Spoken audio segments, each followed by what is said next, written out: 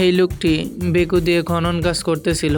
উপরেও দেখুন তার আছে অনেকগুলো, এবং সে খনন কাজ করতেছিল। খনন কাজ করার সময় এই দেখুন একবার তুলছে মাত্র, দ্বিতীয়বার তোলার সময় কি হয় দেখুন, নিচে যে কেবল ছিল কারেন্টের আন্ডারগ্রাউন্ড কেবল, সেটা সে লক্ষ্য করে নাই। যেই মাত্র সে দিছে এই যে আন্ডারগ্রাউন্ড কেবল ব্রাস্ট হয়ে তার গাড়ি সহ একদম বিদ্যুতায়িত হয়ে সে স্পটে একদম মারা গেছে। এবং এই লোকটি দেখুন বেশ কয়েক তলার উপরে, 6-7 তলার উপরে এই গাড়িটি নিয়ে দাঁড়িয়ে আসছিল। গাড়িটি হচ্ছে পিকআপের গাড়ি, পিকআপ দিলেই চলে। সে এইখানে দাঁড়িয়ে সিগারেট খাচ্ছিল।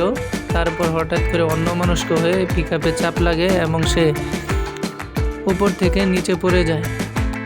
এখন যে লোকটিকে দেখতে পারতেছেন, এ হচ্ছে গ্যাস জ্বালায়ের কাজ করতেছেন। যে পাইপ দিয়ে গ্যাস যাইতেছে, হঠাৎ করে এই পাইপটি লিক হয়ে যায়। এটা সে আর লক্ষ্য করে নাই। সে এইদিকে একটানা কাজ করতেই আছে, গ্যাস জ্বালায়ের কাজ করতেছে।